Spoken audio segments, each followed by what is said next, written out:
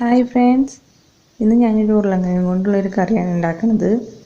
അപ്പോൾ ഇത് നല്ല ചൂട് ചോറിൻ്റെ കൂടിയും ചപ്പാത്തിയുടെ കൂടിയൊക്കെ കഴിക്കാൻ ഒരു അടിപൊളി കറിയാണ്. അപ്പോൾ വളരെ സിമ്പിളായിട്ട് നമുക്കിത് ഉണ്ടാക്കാനും പറ്റും. അപ്പോൾ നമുക്ക് നോക്കാം ഇതെങ്ങനെയാണ് ഉണ്ടാക്കണേന്ന്. ഞാനിവിടെ 3 ഉരുളക്കിഴങ്ങ് എടുത്തിട്ടുണ്ട്. ഇത് ചെറിയ ചെറിയ കഷ്ണങ്ങളാക്കിയിട്ട് എടുക്കണം. ഇതേപോലെ നല്ല ചെറിയ കഷ്ണങ്ങളായിരിക്കണം.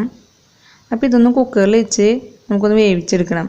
അപ്പോൾ അതിന് വേണ്ടിയിട്ട് ഇതിലേക്ക് 1/2 ടീസ്പൂൺ ഉപ്പ്, 1/4 ടീസ്പൂൺ മഞ്ഞൾപ്പൊടി, പിന്നെ 1 ഗ്ലാസ് വെള്ളം ഒഴിച്ചിട്ട് 1 വിസിൽ മതിയാവും. അപ്പോൾ കുക്കറിൽ ഒന്ന് വേവിച്ചെടുക്കണം. 1 വിസിൽ വന്നു കഴിഞ്ഞാൽ തീ ഓഫ് ചെയ്തിട്ട് പിന്നെ വിസിൽ കളയേണ്ട ആവശ്യമില്ല. അപ്പോൾ അത് അതിലിരുന്ന് തന്നെ വെന്തോളും.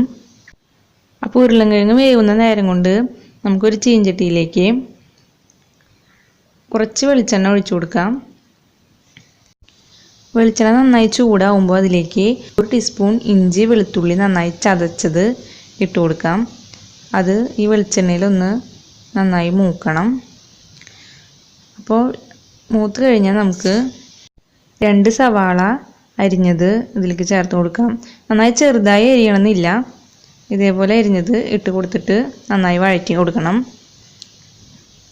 സവാള ഇതിൽ കിടന്ന് നന്നായി ഒന്ന് വഴണ്ടി വരണം.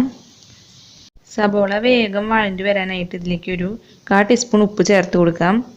ഉപ്പും കൂടി ചേർത്ത് നന്നായി വഴറ്റി കൊടുക്കുക. പിന്നീട് ഇതിലേക്ക് 3 പച്ചമുളക് വട്ടനെ അരിഞ്ഞത് ചേർത്ത് കൊടുക്കാം.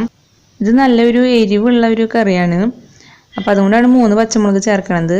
നിങ്ങൾക്ക് എരിവ് അധികം താല്പര്യമില്ല എന്നുണ്ടെങ്കിൽ 2 പച്ചമുളകൊക്കെ ചേർത്താൽ മതിയാവും. അപ്പോൾ ഈ പച്ചമുളക് ഇട്ട് നന്നായി വഴറ്റി കൊടുക്കുക. ഇനി ഇതിലേക്ക് 1/4 ടീസ്പൂൺ മഞ്ഞൾപ്പൊടിയും 2 ടീസ്പൂൺ മുളക് പൊടിയും ഇട്ട് നന്നായി ഒന്ന് വഴറ്റിയെടുക്കാം. അപ്പോൾ ഈ വെളിച്ചെണ്ണയിൽ കിടന്നിട്ട് ഈ പൊടികളെല്ലാം നന്നായി ഒന്ന് വഴണ്ടി വരണം. ഇപ്പോൾ നമ്മുടെ മസാലയെല്ലാം നന്നായി വഴണ്ടി വന്നിട്ടുണ്ട്. ഇതിലേക്ക് നേരത്തെ വേവിച്ച് വെച്ച ഉരുളക്കിഴങ്ങ് ചേർത്ത് കൊടുക്കണം. അപ്പോൾ ഞാൻ ഉരുളക്കിഴങ്ങിൻ്റെ വെള്ളം ഊറ്റിയിട്ടുണ്ട്. കാരണം ഇത്തിരി റോസ്റ്റ് പോലെയാണ് ആക്കുന്നത്. നിങ്ങൾക്ക് വെള്ളം താല്പര്യം ഉണ്ടെങ്കിൽ ആ വെള്ളം ചേർത്ത് കൊടുക്കാം. ഞാനിതിൽ വെള്ളം ചേർക്കണില്ല. അപ്പോൾ ആ ഉരുളക്കിഴങ്ങ് വേവിച്ചത് ഇതിലേക്ക് ഇട്ട് കൊടുക്കാം. ഇനി ഇതിലേക്ക് 1 തണ്ട് കറിവേപ്പില ഇട്ട് കൊടുക്കുന്നുണ്ട്. അപ്പോൾ കറിവേപ്പിലയും കൂടി ഇട്ട് കൊടുത്ത് നന്നായി ഒന്ന് ഇളക്കി കൊടുക്കണം. തീ കുറച്ച് വെച്ച് ഒരു 3-4 മിനിറ്റ് നമ്മൾ ഇടയ്ക്കിടയ്ക്ക് ഇളക്കി കൊടുക്കണം. ഉരുളക്കിഴങ്ങ് ഇട്ട വഴിക്ക് നമ്മൾ വേഗം ഇളക്കിയിട്ട് ഇത് എടുത്ത് വയ്ക്കാൻ പാടില്ല. നമ്മൾ ഒരു 3-4 മിനിറ്റെങ്കിലും ഇടയ്ക്കിടയ്ക്ക് ഇളക്കി കൊണ്ടേയിരിക്കണം. എന്നാലാണ് ഈ മസാലയൊക്കെ ഉരുളക്കിഴങ്ങിൽ നന്നായി പിടിക്കുള്ളൂ. അപ്പോൾ നമ്മൾ വെള്ളം കൂടി ഇതിൽ ചേർത്ത് കൊടുക്കുകയാണെങ്കിൽ ഇത്തിരി ഗ്രേവി പോലെയാവും.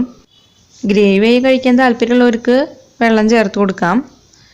പിന്നെ നമുക്ക് ഉരുളക്കിഴങ്ങ് വേവിച്ചിട്ട് ഇതിലിടണത് എന്താണെന്ന് വെച്ചാൽ വേഗം പണി എളുപ്പമാവാൻ വേണ്ടിയിട്ടാണ്. അപ്പം നിങ്ങൾക്ക് സമയം കുറേ ഉണ്ടെങ്കിൽ ഈ സവാളയും മുളകെല്ലാം വഴണ്ടി വന്ന സമയത്ത് 2 ഗ്ലാസ് വെള്ളം ഒഴിച്ചിട്ട് അതിലേക്ക് ഉരുളക്കിഴങ്ങ് ഇട്ടിട്ട് മൂടി വെച്ച് വേവിച്ചെടുക്കാം. അങ്ങനെയായാലും കറിക്ക് നല്ല ടേസ്റ്റ് ഉണ്ടാവും. അപ്പോൾ വേഗം പണി കഴിയാനാണെങ്കിൽ നമുക്ക് ഉരുളക്കിഴങ്ങ് മുന്നേ വേവിച്ച് വെച്ചിട്ട് ഇങ്ങനെ ഇട്ടാലും മതി. അപ്പോൾ നമ്മൾ ഏകദേശം ഒരു 3-4 മിനിറ്റ് ഇളക്കി വന്നിട്ടുണ്ട്. ഈ മസാലയെല്ലാം ഉരുളക്കിഴങ്ങിലൊക്കെ നന്നായി പിടിച്ചിട്ടുണ്ട്. ഈ സമയത്ത് ഉപ്പൊക്കെ കുറവ് തോന്നുകയാണെങ്കിൽ കുറച്ച് ഉപ്പ് പൊടി വെതറി കൊടുത്ത് ഒന്നും കൂടി നന്നായി ഇളക്കി കൊടുക്കുക. നമ്മുടെ ഉരുളക്കിഴങ്ങ് കറി റെഡി ആയിട്ടുണ്ട്. അപ്പോൾ ഇത് ചോറിൻ്റെ കൂടെ നല്ല ചൂട് ചോറിൻ്റെ കൂടെ കഴിക്കാൻ ബെസ്റ്റാണ്. ചപ്പാത്തിയുടെ കൂടെ ആയാലും നല്ല ടേസ്റ്റാണ്. അപ്പോൾ നമുക്കിനി ഇത് പകർത്തി വയ്ക്കാം. അപ്പോൾ ഞാനിന്ന് ചപ്പാത്തിയുടെ കൂടെയാണ് കഴിക്കാൻ പോണ്. അപ്പോൾ ഈ വീഡിയോ കണ്ട് നിങ്ങൾക്ക് ഇഷ്ടമാണെങ്കിൽ നിങ്ങളിത് ഉണ്ടാക്കി നോക്കണം. അതുപോലെ നിങ്ങളുടെ കമൻറ്റ്സ് എല്ലാം എന്നെ അറിയിക്കണം. പിന്നെ എൻ്റെ ചാനൽ സബ്സ്ക്രൈബ് ചെയ്യുക, ഒപ്പം ഷെയർ ചെയ്യുക. അപ്പോൾ ഇനി ഒരു അടിപൊളി വീഡിയോ ആയിട്ട് വരുന്നതുവരേക്കും എല്ലാവർക്കും ബൈ.